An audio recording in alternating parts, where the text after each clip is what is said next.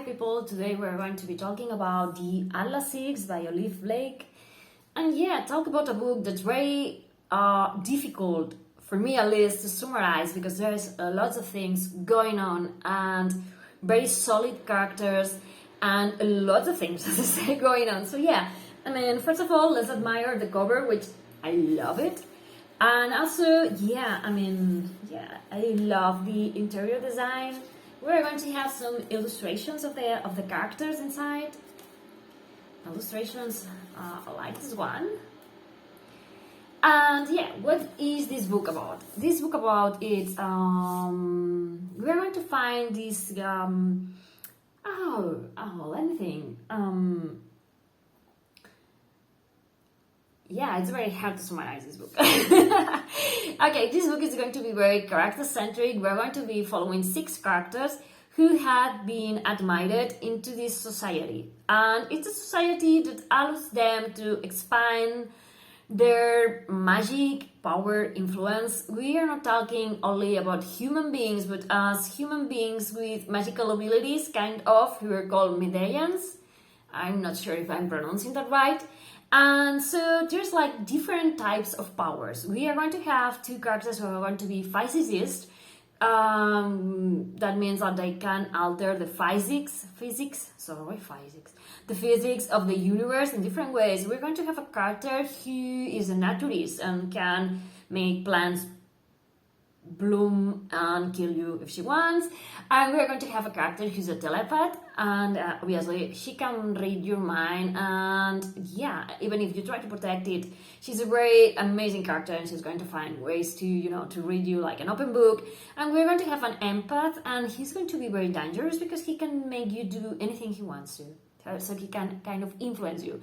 Also, we are going to have a character who his powers are not exactly, very well defined, but it looks like he has some abilities.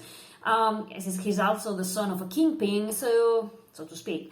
And yeah, he's going to be a very amazing particular character as well. I think that all the characters of this book are amazing.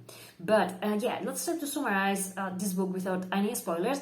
As I was saying, these 6 characters are going to be recruited by a man called Atlas, and that man is offering them entrance to the society. It's a library of Alexandria, and it has survived. It looks like it was born, but it, like the phoenix, it rises from the flames and it gets back to life. And there is different people who are caretakers. Atlas is a caretaker, and he enrolls people with different magical abilities or powers or whatever you want to call it, in order to to serve and to protect and to benefit from this society. There is a catch though: 6 enter, but 1 has to die. So yeah, and it's not something like it's like it says here, knowledge is carnage, and there's going to be a sacrifice. So yeah, you know what I mean. And yeah, I mean, it's amazing because the way in which the book is narrated, it's not an easy read because it makes you be very. At least for me, I had to be very. I was very concentrated because I wanted to understand everything and to grasp the different clues that the author is giving you, and I wanted to understand everything that the characters are going through. So we are going to have the book, it's going to be narrated obviously by different 6 characters that we are going to find in the book, and also it's going to be divided into these chapters or parts, and yeah, at the beginning of every page, we're going to have who's going to be the character who's going to be narrating the story. And I did love it because every character has a very unique way of viewing the world, of being themselves, dealing with everything. And all the characters are amazing and very solid.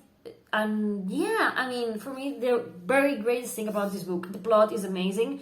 The magic system is very sound. This thing about having the society that recruits people and one of them has to die, it's very like, okay, who has to die and why, and who's going to choose, and why one person has to die, and how is it that it has been working like this, how it works, everything, and the enemies that the society has and everything. It's like, okay, there's lots of things going on in this book. And for me, the most amazing things are the characters, as I was saying, because they arrive and they discover that they are going to be like competing, but at the same time they're going to be like a team, and not all of them are perfect, and some of them are quite like you want to kill them because they are like pain in the asses. We have Callum, for instance, the empath, and he's the one that can influence you, and if he says, if he's in your mind long enough, he's going to be able to influence your feelings. So he's going to be talking a lot about how feelings have a lot of power, more maybe than thought, because you can influence people to do things with them. And he's going to be a character that's going to be very hard to like, but I love him because it all makes sense when you learn about his past, of his life, the way he has of seeing things. Maybe you don't agree with him, but you understand where he's coming from. It all makes sense. I mean, he's not the way he is just because he believes that he has the right to be the way he is. Yeah. And we have Parisa. Parisa is the telepath, and she is also for me, she's an amazing character, but I can also understand that he's very hard to like in the way that she doesn't care about anyone but herself. But for me, she's an amazing character, and I love that she brings to the table the fact that women have the right to have sex with whoever they want, and that doesn't turn her into a whore or a prostitute or anyone. And I love how she sometimes views people and sex as a way to enjoy herself, and also a way to make, because sometimes she wants to read minds, and minds are very closed off, but during sex everything is open. Yeah, I mean, I love this character. And then we have Nico and Libby. They are the physicists, and both of them are like two stars reading around each other, and they kind of hate each other but like each other, and it's like they're pushing each other to be better. Not one of them wants to be less than the other, so it's amazing to see how they, work together or not. And we are going to have Tristan. Tristan, it's like who I said before was like the son of a kingpin. It's not exactly that, but yeah, his father is kind of a gangster.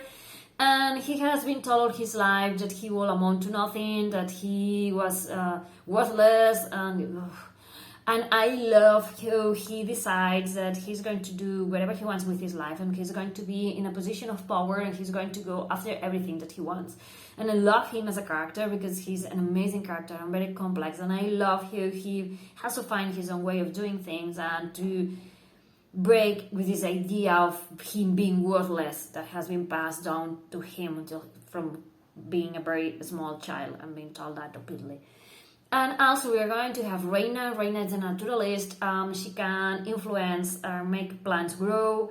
And the only downside to her power is that plants and trees and everything also nurture of her. So it's like she can make them do anything, but it's going to cost her. In fact, all the magic that's used by different magic users in the book, it's going to cost them something. It's not like a free-for-all thing. So yeah, magic has a cost. And yeah, I love that we have all these characters. And Libby, for instance, she seems to be like a very good character. She has like this sound mind, and she suffers from anxiety. She has different things going on, and I love that she's like more human of all of them, because the rest are, I don't care, I want what I want and I'm going to get it. Also, you care for them, as I say, as with Callum, that you understand well where all these characters are coming from, and you understand why they are the way they are, and once you know their backstories, it all makes sense. And yeah, I mean, you don't have to like them. I love all of them, the 6 of them. Honestly, I love them all, because for me, as I say, they are very solid characters, and yeah, they are not bad because they have to be bad because it looks cool, and they are not good because they have to be good characters and good people. And no, they are the way they are because they have to survive in the lives and in the world that they are in. And some of them have it easier because they have resources and power and communications and things, and the other ones have to scrap by. So yeah, for me it's amazing.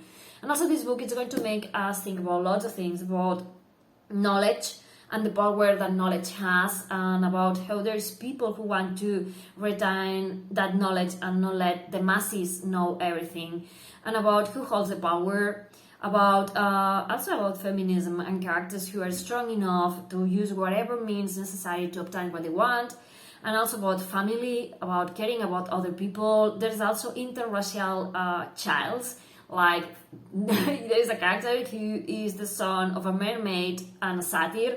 So he's neither of them, and he shouldn't really exist. So he's mistreated by society. It makes you think about the diaspora kids and all of this, not fitting exactly in any point. And yeah, that we are going to be also talking about abusive relationships in which parents try to force their kids to do things for them. And there is also imperialism and capitalism, and yeah, there's lots of things going on in this book, and it's amazing. So if you like very unique read, I don't think I have read anything like this before, with very character-driven plot and with lots of subtle hints that and with lots of backstory that's going to be, falling into the story, and with an ending that you are in no ways expecting. Pick this one up, and yeah, I can hardly wait to read the second one, because the ending was like, so yeah, this one, it's amazing. Thank you for watching. Bye.